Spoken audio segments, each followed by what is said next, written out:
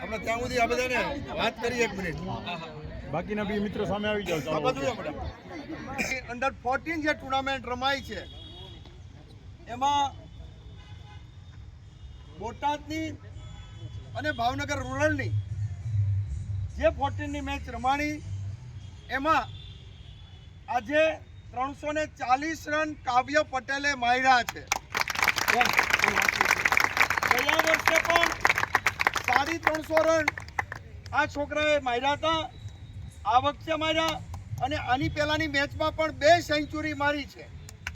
તો આપણે બધા તાળીઓથી એનું સન્માન કરશું.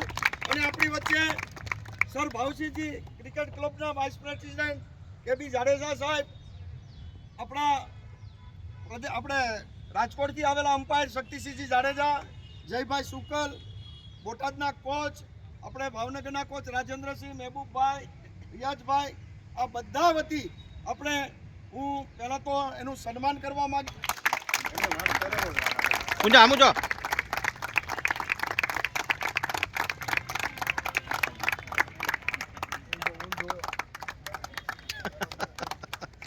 આપણા ભાવનગરને સારામાં સારું કોચિંગ આપે છે એવા આપણા કોચ રાજેન્દ્રસિંહ ગોહિલ સન્માન કરે.